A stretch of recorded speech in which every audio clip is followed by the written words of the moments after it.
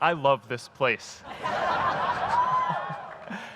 Thank you all for coming out in the rain, the pouring rain. We're going to make this worth it for you. President Faust, Board of Overseers, faculty, friends, alumni, proud parents, members of the ad board,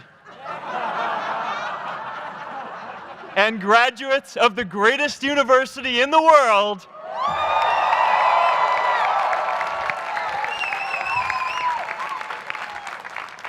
I am honored to be here with you today because, let's face it, you accomplished something I never could. If I get through this speech today, it'll be the first time I actually finish something here at Harvard. Class of 2017, congratulations.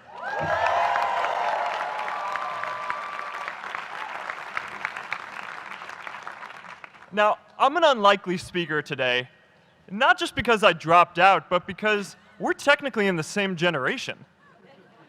We walked this yard less than a decade apart. We studied the same ideas and slept through the same Act 10 lectures. We may have taken different roads to get here, especially if you came all the way from the Quad.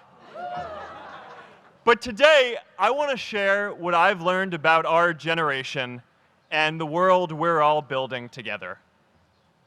But first, these last couple of days have brought back a lot of good memories. How many of you remember exactly where you were and what you were doing when you got that email telling you got into Harvard?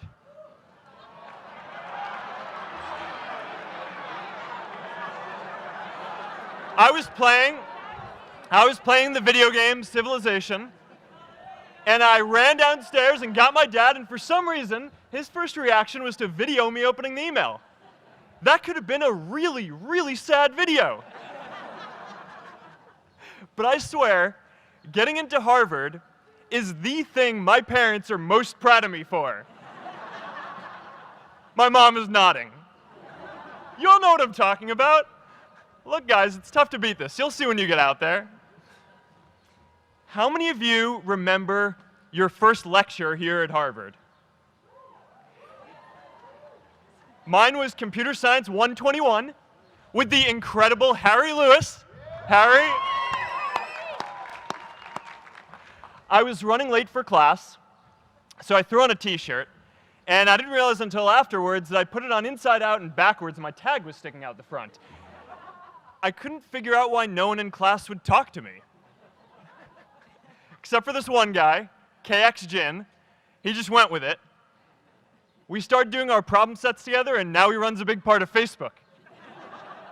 And that, class of 2017, is why you should be nice to people.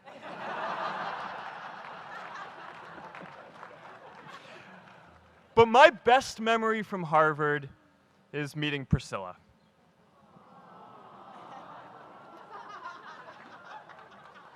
I had just launched this prank website, FaceMash, and the ad board wanted to see me. Everyone thought I was going to get kicked out. My parents drove up here to help me pack my stuff. My friends threw me a going-away party. Who does that? As luck would have it, Priscilla was at that party with her friends, and we met in line for the bathroom in the Foho Bell Tower, and in what must be one of the all-time most romantic lines, I turned to her and said, "I'm getting kicked out in 3 days, so we need to go on a date quickly." Actually, any of you graduating today can use that line. "I'm getting kicked out today. We need to go on a date fast." I didn't end up getting kicked out. I did that to myself. Priscilla and I started dating, and, you know, that movie made it seem like FaceMash was so important to starting Facebook. It wasn't. But without FaceMash, I never would have met Priscilla. And Priscilla's the most important person in my life. So you could still say it was the most important thing I built in my time here.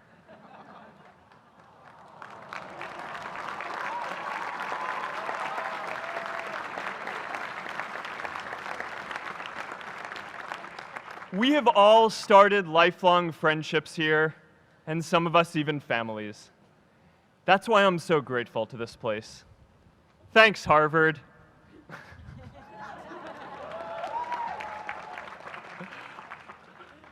Today, I want to talk about purpose. But I'm not here to give you the standard commencement about finding your purpose. We're millennials. We try to do that instinctively.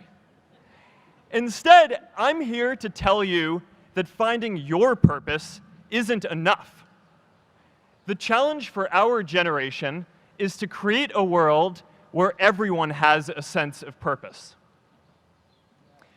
One of my favorite stories is when JFK went to go visit the NASA Space Center, and he saw a janitor holding a broom, and he asked him what he was doing, and the janitor replied, "Mr. President, I'm helping put a man on the moon."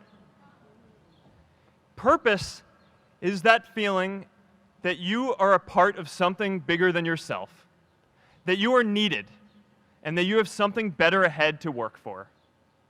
Purpose is what creates true happiness. And you are graduating at a time when this is especially important. When our parents graduated, that sense of purpose reliably came from your job, your church, your community. But today, technology and automation are eliminating many jobs. Membership in a lot of communities has been declining, and a lot of people are feeling disconnected and depressed and are trying to fill a void in their lives. As I've traveled around, I've sat with children in juvenile detention and opioid addicts who've told me that maybe their lives would have turned out differently if they just had something to do, an after-school program or somewhere to go. I've met factory workers who know their old jobs aren't coming back and are just trying to find their path ahead. For our society to keep moving forward, we have a generational challenge to not only create new jobs, but create a renewed sense of purpose. I remember that night I launched Facebook from that little dorm in Kirkland House. I went to Noakes with my friend KX, and I remember telling him clearly that I was excited to help connect the Harvard community, but one day someone would connect the whole world. The thing is, it never even occurred to me that that someone might be us. We were just college kids. We didn't know anything about that. There were all these great big technology companies with all these resources, and I just assumed one of them would do it. But this idea was so clear to us that all people want to connect. So we just kept working on it, day after day after day. And I know that a lot of you are going to have your own stories just like this. A change in the world that seems so clear that you are sure someone else is going to do it. But they're not. You will. But it's not enough to have that purpose yourself. You also have to create a sense of purpose for others. And I found that out the hard way. You see, my hope was never to build a company. I wanted to have an impact. And as all these people started joining us, I just assumed that that's what they wanted to do too. So I never took the time to explain what it was that I hoped we'd build. A couple years in, some big companies wanted to buy us. I didn't want to sell. I wanted to see if we could connect more people. And we were building the first version of Newsfeed at the time, and I thought, if we could just launch this, it could change how we all learn about the world. Nearly everyone else wanted to sell. Without a sense of higher purpose, this was their startup dream come true, and it tore our company apart. After one particularly tense argument, one of my close advisors told me if I didn't agree to sell the company right now, I would regret that decision for the rest of my life. Relationships were so frayed that within a year or so, every single person on our management team was gone. That was my hardest time leading Facebook. I believed in what we were doing, but I felt alone.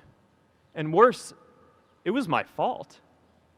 I wondered if I was just wrong, an imposter, a 22-year-old kid who had no idea how things actually worked. Now, years later, I understand that is how things work when there's no sense of higher purpose. So it's up to all of us to create it so we can all keep moving forward together.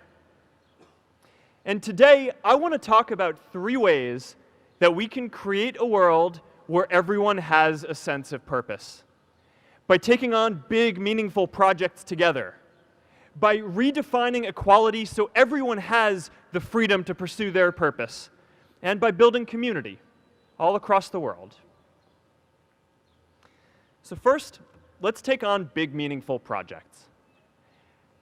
Our generation is going to have to deal with tens of millions of jobs replaced by automation like self-driving cars and trucks. But we have the potential to do so much more than that. Every generation has its defining works. More than 300,000 people worked to put that man on the moon, including that janitor. Millions of volunteers immunized children around the world against polio, and millions of more people built the Hoover Dam and other great projects. And now it's our generation's turn to do great things. Now I know, maybe you're thinking, I don't know how to build a dam. I don't know how to get 1 million people involved in anything. Well, let me tell you a secret. No one does when they begin. Ideas don't come out fully formed. They only become clear as you work on them. You just have to get started.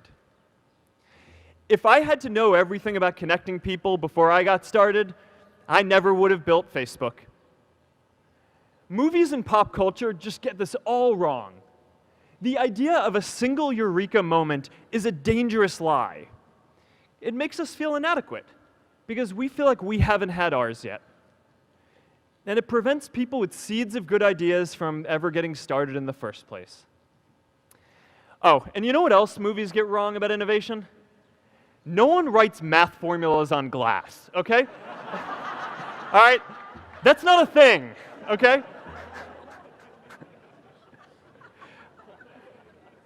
It's really good to be idealistic, but be prepared to be misunderstood.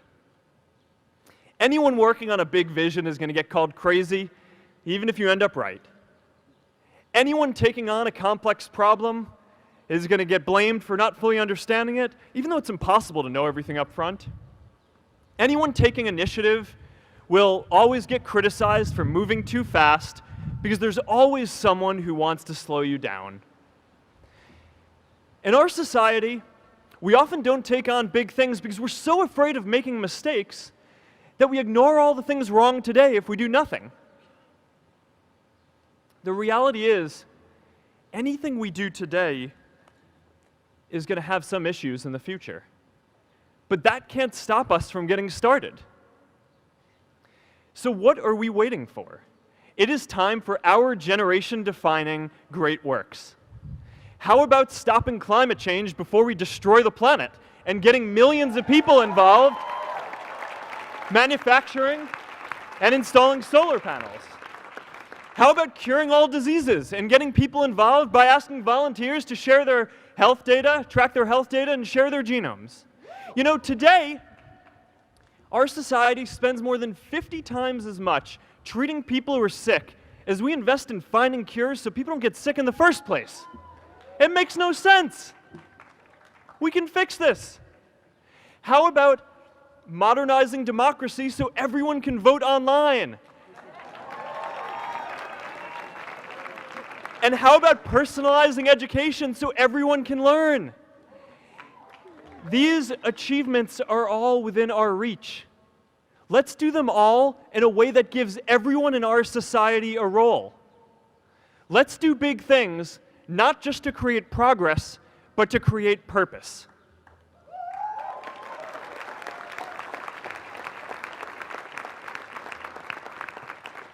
So taking on big, meaningful projects together is the first thing we can do to create a world where everyone has a sense of purpose.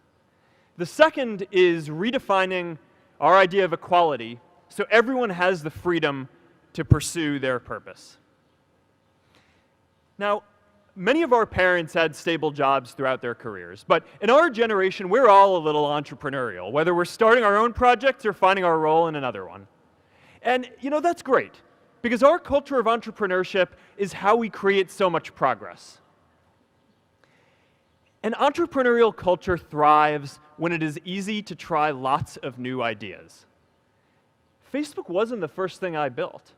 I also built chat systems and games, study tools and music players, and I'm not alone. J.K. Rowling got rejected 12 times before she finally wrote and published Harry Potter. Even Beyoncé had to make hundreds of songs to get Halo. The greatest successes come from having the freedom to fail. Now, today, we have a level of wealth inequality that hurts everyone. When you don't have the freedom to take your idea and turn it into a historic enterprise, we all lose. And right now, today, our society is way over-indexed on rewarding people when they're successful, and we don't do nearly enough to make sure that everyone can take lots of different shots. Now, let's face it, there is something wrong with our system when I can leave here and make billions of dollars in 10 years, while millions of students can't even afford to pay off their loans, let alone start a business.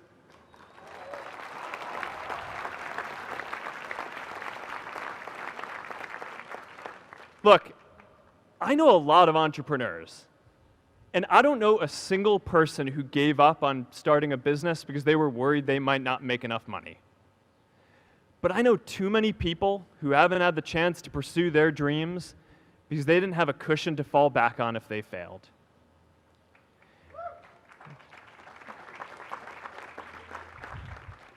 We all know you don't get successful just by having a good idea or working hard. You get successful by being lucky too. If I had to support my family growing up instead of having the time to learn how to code, if I didn't know that I was going to be fine if Facebook didn't work out, then I wouldn't be standing up here today. And if we're honest, we all know how much luck we've had to get to this point in our lives. Every generation expands its definition of equality. Previous generations fought for the vote and civil rights. They had the New Deal and Great Society. And now it's time for our generation to define a new social contract.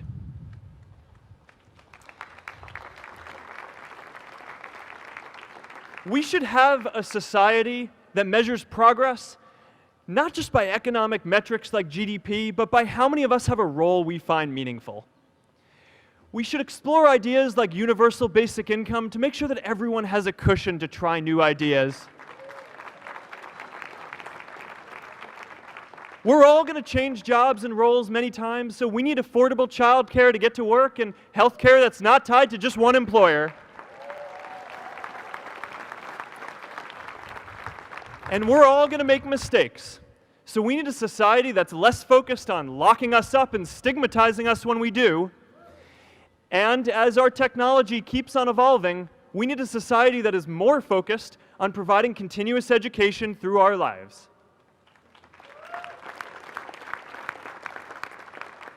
And yes, giving everyone the freedom to pursue purpose isn't going to be free. People like me should pay for it. And a lot of you are going to do really well, and you should too.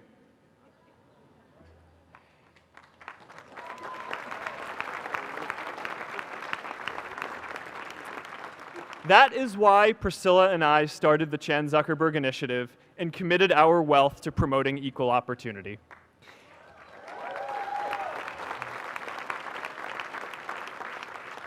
These are the values of our whole generation. It was never a question of if we were going to do this. The only question was when.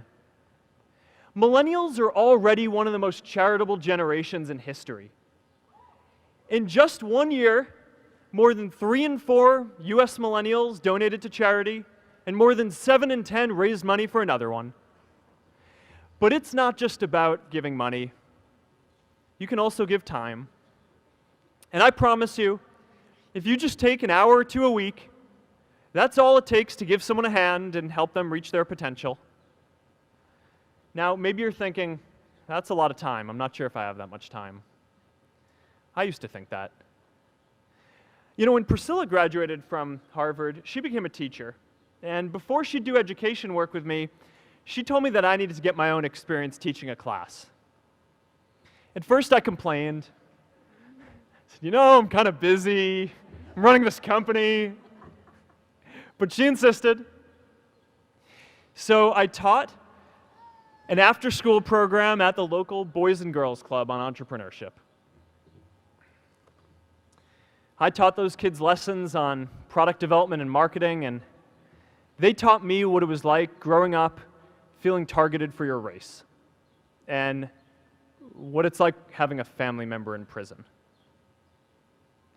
I shared stories of my time in school, and they shared their hope that one day they would get to go to college too. For 5 years, I've had dinner with those students every month. One of them even threw Priscilla and me our first baby shower. And next year, they're going to college. Every one of them, first generation in their families. We can all make time to give someone a hand. Let's give everyone the freedom to pursue purpose, not just because it's the right thing to do, but because when more people can turn their dreams into something great, we are all better for it.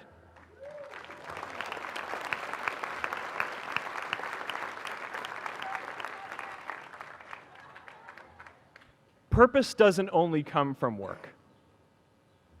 The third way we can create a sense of purpose for everyone is by building community. And in our generation, when we say purpose for everyone, we mean everyone in the world. Now, quick show of hands. How many of you here are from another country? All right, now keep your hands up. How many of you are friends with one of these folks? Now we're talking. See, we have grown up connected. In a recent survey of millennials around the world, asking what most defines our identity, the most popular answer wasn't nationality, ethnicity, or religion. It was citizen of the world. That's a big deal. Every generation expands the circle of people we consider one of us. And in our generation, that now includes the whole world.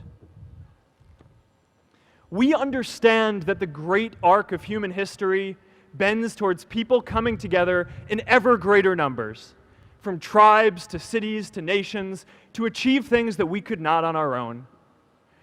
We get that our greatest opportunities are now global. We can be the generation that ends poverty, that ends disease. And we get that our greatest challenges need global responses too. No country can fight climate change alone or prevent pandemics. Progress now requires coming together, not just as cities or nations, but also as a global community. But we live in an unstable time. There are people left behind by globalization across the whole world. And it's tough to care about people in other places when we don't first feel good about our lives here at home. There's pressure to turn inwards. This is the struggle of our time. The forces of freedom, openness, and global community against the forces of authoritarianism, isolationism, and nationalism. Forces for the flow of knowledge, trade, and immigration against those who would slow them down. This is not a battle of nations. It is a battle of ideas. There are people in every country for more global connection, and there are good people against it. And this isn't going to be decided at the UN either. It's going to happen at the local level when enough of us feel a sense of purpose and stability in our own lives that we can start to open up and care about everyone else too. And the best way to do that is to start building local communities right now.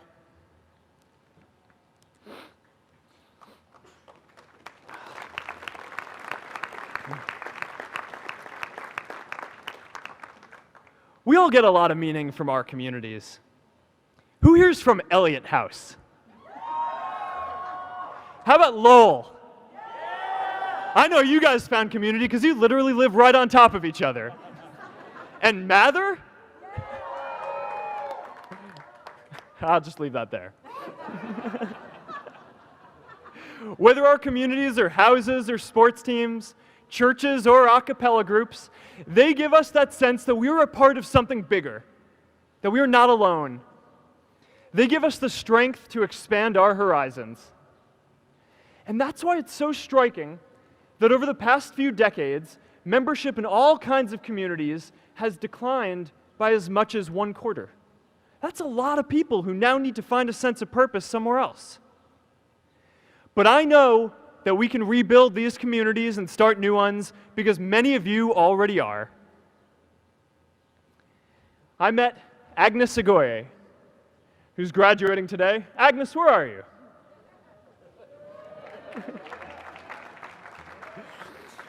Agnes spent her childhood navigating conflict zones with human trafficking in Uganda, and now she's trained thousands of law enforcement officials to keep communities safe.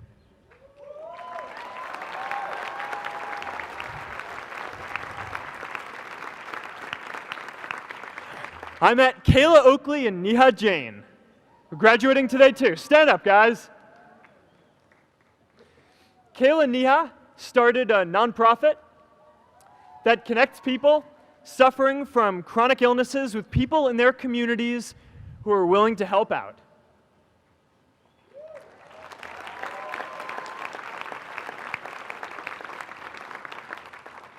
And I met David Razu Aznar, who's graduating from the Kennedy School today. David, stand up.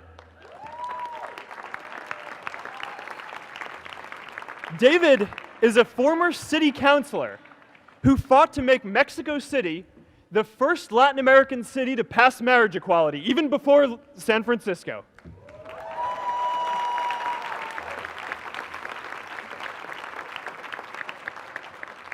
And this is my story too. A student in a dorm, connecting one community at a time, and keeping at it until one day we can connect the whole world. Change starts local. Even global change starts small with people like us. In our generation, the struggle of whether we connect more, whether we achieve our greatest opportunities, comes down to this: your ability to build communities and create a world where every single person has a sense of purpose.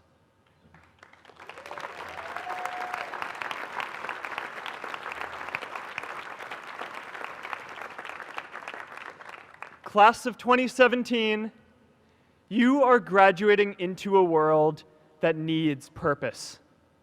And it's up to you to create it. Now, maybe you're asking yourself, can I really do this? Well, remember when I told you about that class I taught at the Boys and Girls Club? One day after class, I was talking to my students about going to college, and one of my top students raised his hand and said that he wasn't sure he could go to college because he's undocumented. He wasn't sure if they'd take him. Last year, I took him out to breakfast for his birthday, and I wanted to get him a gift, so I asked him what he wanted, and he just started talking about struggles that he saw other students in his class facing, and finally said, you know, I'd really just like a book on social justice. I was blown away. Here is a young guy who has every reason to be cynical. He wasn't sure if the country he calls home, the only one he's known, was going to deny him his dream of going to college. But he wasn't feeling sorry for himself. He wasn't even thinking of himself. He has a greater sense of purpose, and he's going to bring people along with him. It says something about our situation today that I can't even say his name because I don't want to put him at risk. But if a high school senior who doesn't know what the future holds for him can do his part to move the world forward, then we owe it to the world to do our part too.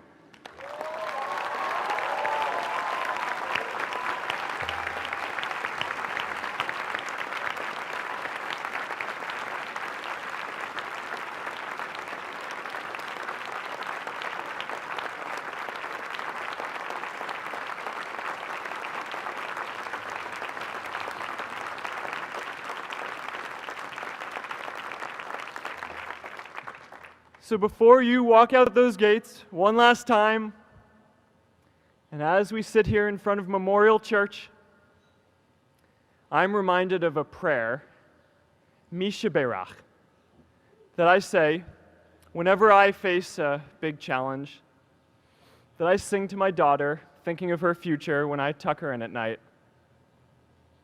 And it goes, "May the source of strength, who's blessed the ones before us, help us find the courage to make our lives a blessing." I hope you find the courage to make your life a blessing. Congratulations, class of 2017. Good luck out there.